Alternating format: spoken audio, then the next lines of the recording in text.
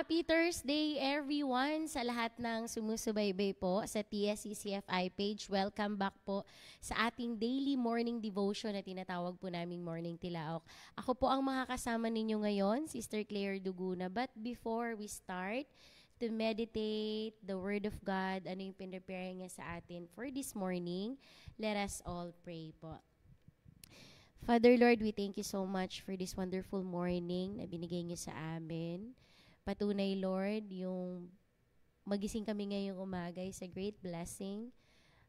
Patunay, evidence of your grace, of your mercy towards sa aming lahat. Panginoon, ano man yung nais mong iparinig sa amin ngayong umagang ito, tulungan mo kami to open our hearts sa mga salita mo na pwedeng mag-awaken sa amin, mag-remind sa amin, mag-warn sa amin, mag-encourage sa amin at patuloy na ipaalala that there is hope in you. Lord, allow it na talagang punuin ang aming mga puso, ang aming isipan ngayong umagang ito na Lord, hindi masasayang yung aming pakikinig at Lord, we will not withhold this message to be shared sa iba, lalo na sa mga nangangailangan nito ngayong panahon ngayon. Marami pong salamat. Patuloy na ikaw manguna at may taas sa umagang ito. In Jesus' name, amen and amen. So today is Thursday, November 6. Grabe po, no, ang bilis ng panahon. A few more weeks na lang, we will be entering December. No? Alam ko lahat tayo excited dyan. Ayun nga po, so this week, if you've been following in our page, no, ang ating weekly prayer focus team ngayon is about arise and stand up, dry bones. Which reminds us that even when life feels hopeless or broken, no, God has the power to make things new again. Amen. So it calls us to rise, believe again, and keep moving forward. And then ano ba yung prayer focus natin ngayong umaga? It is to pray for understanding that even in our darkest times, God can give new life, heal our hearts, and triumph over all despair. So, susuportahan po yan ng ating focus verse ngayon, coming from Isaiah 26:19. If you have your Bible with you, please read with me po. I will just be reading it in GNT version. So, sabi po dyan, those of our people who have died will live again. Their bodies will come back to life. All those sleeping in their graves will wake up and sing for joy. As the sparkling dew refreshes the earth, so the Lord will revive those who have long been dead. Amen. So pinamagatan ko pa itong morning message nito, that from darkness to life. So ano ba yung gustong sabihin sa atin ng prayer focus and with its verse today, mga kapatid? Siyempre, hindi naman lingid sa kaalaman po natin, our world is getting worse and worse. Yung very chaotic, very politics, no? Ang daming nangyayari. Dito nga lang po sa Pilipinas, wag na nating ilayo. Ang daming nangyayari. So, gusto lang tayong, very timely yung ating team ngayon. It just encourages us na kahit ganon, God revives what seems dead.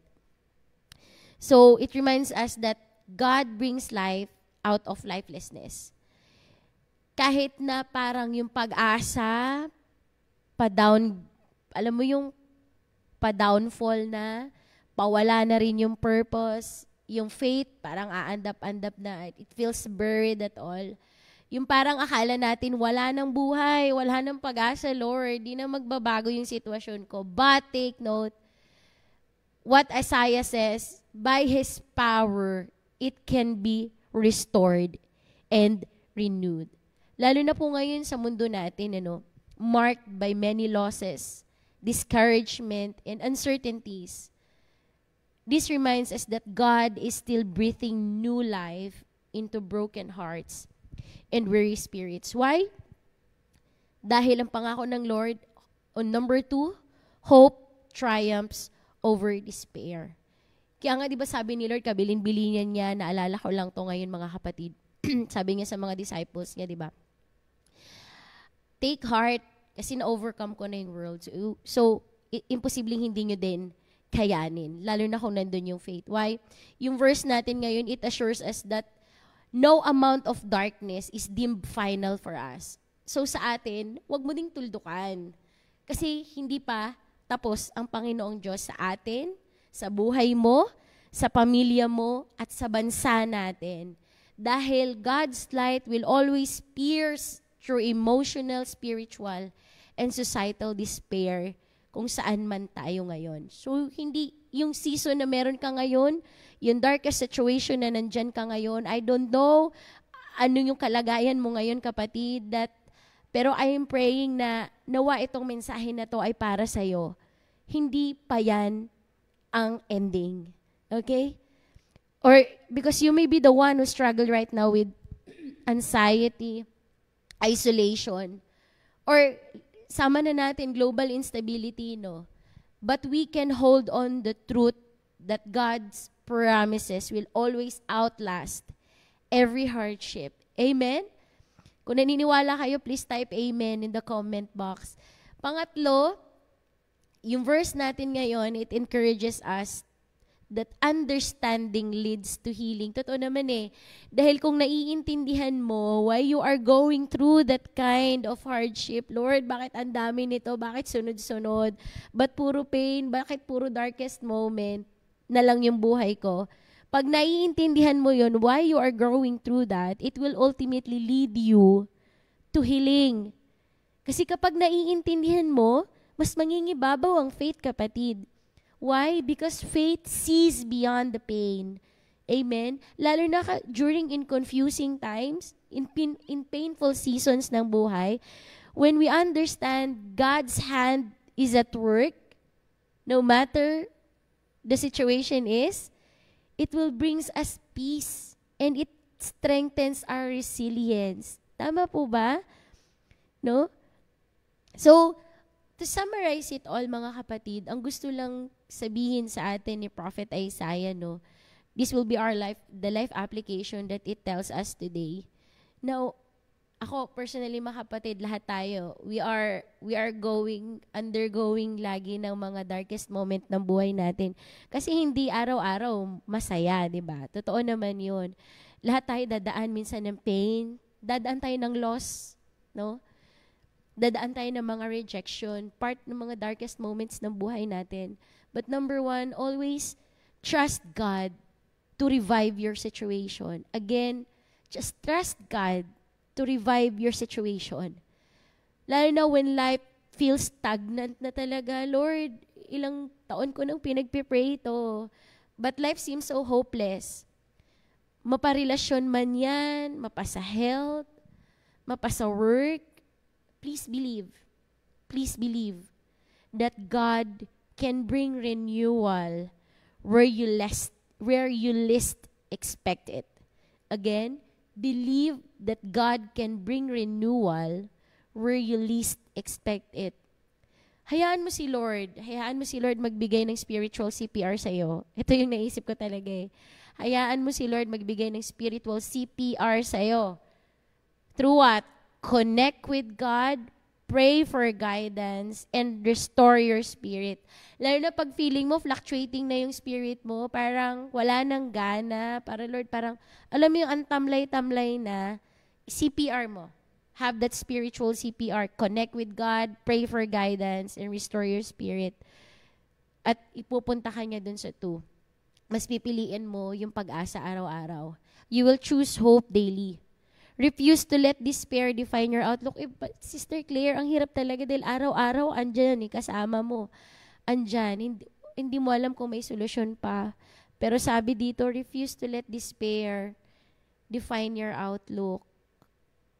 Hindi dapat yun yung mag-define ng perspective mo, kundi kung gaano mo kakilala ang Panginoong Diyos. Anchor your heart sa katotohanan na yung mercy ng Panginoong Diyos renews each morning.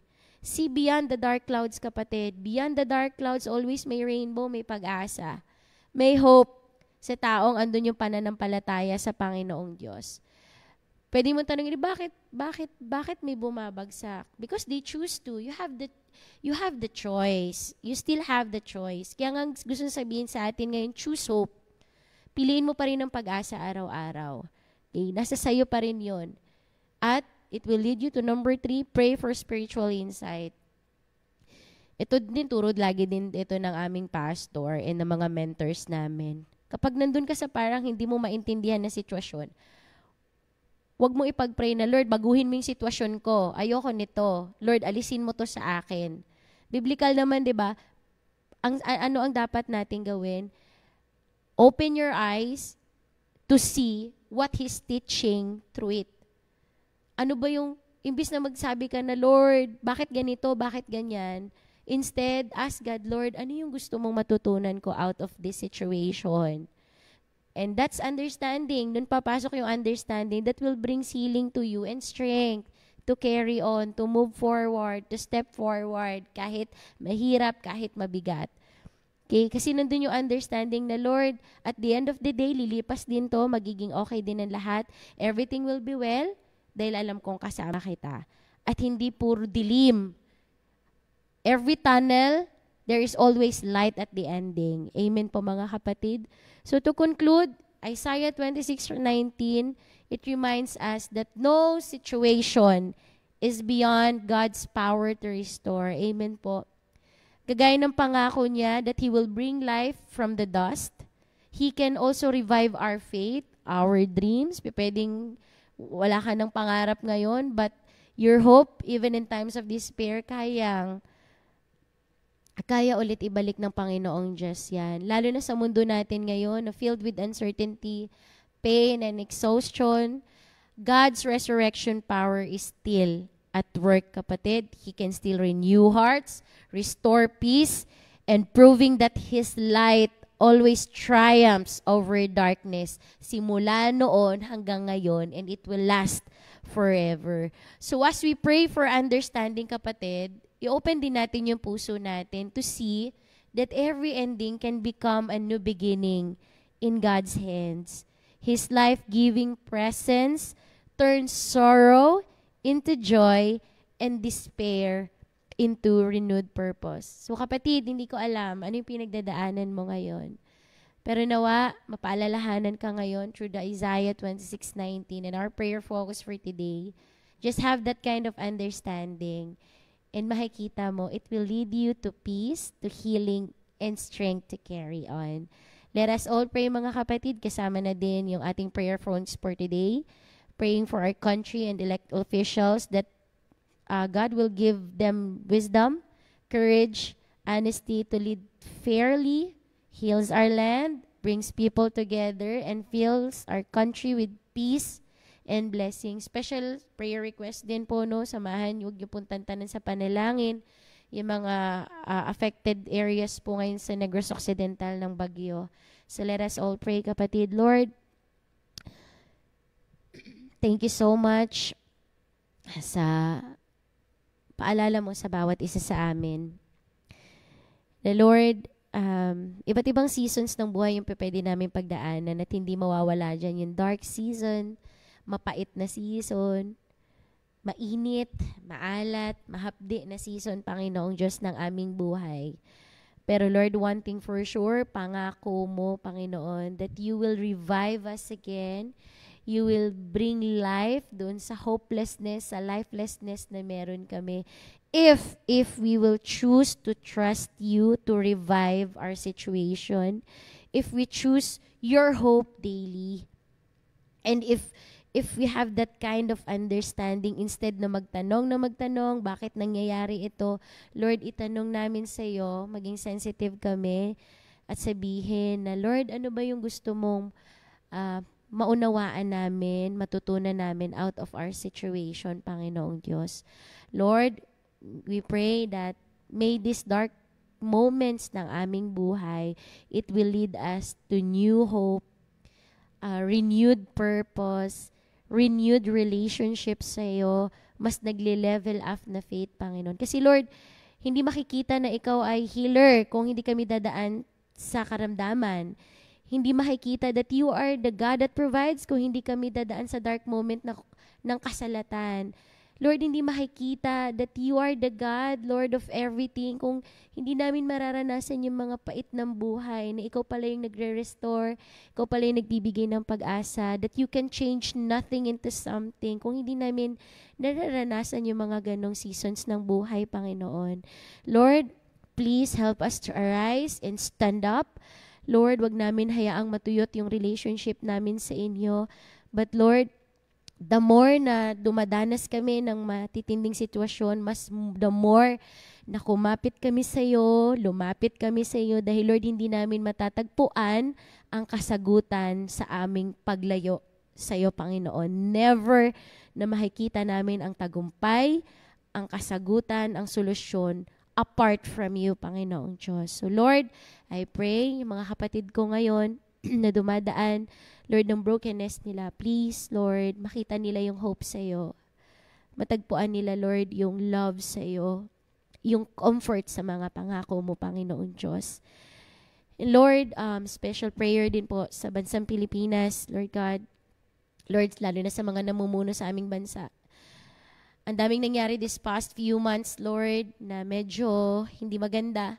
But Lord, ini-entrust na namin sa kamay mo, Panginoon. Ikaw na po yung bahalang mangialam. Ikaw na po yung bahalang umontrol ng aming government. Mula sa taas hanggang sa pinakalist, Panginoong Diyos. God, dahil Lord, pag ikaw na ang kamay mo ng kumilos, Lord God, hindi kami makakalusot, Panginoong Diyos. So please heal our land, lalo na Lord God, sa bandang probinsya ngayon sa Negros Occidental, sa Cebu, sa Bacolod, Lord, and the nearby areas and islands, Lord God, na affected ng storm ngayon, Lord, kawawa naman sila. May mga anak ka rin dyan, Panginoong Diyos. Lord, please send a rescue team, yung needs nila from shelter to food. Lord God, at tuloy na mag-send ka ng help, gumamit ka ng mga tao, and yung LGUs dyan mismo, mga foundations, Lord, to send help for them. Lord, tulungan mo din sila makarecover agad. And Lord, alam namin nangungusap ka. Marami nang nangyaring mga calamities, but Lord, nawa, this situation, this darkest moment, Lord God, na nararanasan ng bandang Negros Occidental, ng Visayas region, Panginoon, mag-awaken sa kanila, Lord, kung ano yung mensahe na nais mong marinig nila, maging sensitive po sila sa pangungusap mo, Panginoong Diyos. Lord, alam ko mahal na mahal mo sila, Panginoon, kaya you let it to happen because gusto mo silang ma-awaken, Lord God. And Lord, sa lahat na may karamdaman, we pray for healing in Jesus' name, whether it be spiritual, physical, emotional, and mental. Lord, we claim the healing that comes from you alone. Sa lahat ng babiyahe ngayon, papasok sa opisina, sa school, Lord God, sa negosyo at sa kung ano pa man, Lord, patuloy na ikaw ang mag-ingat, magproteksyon. Dahil apart from you, we are nothing. Wala po kaming magagawa, Lord God. Kaya Lord, salamat sa lahat. Pero Lord, kalooban mo pa rin po ang masunod at hindi ang nais namin. Marami pong salamat, Lord God.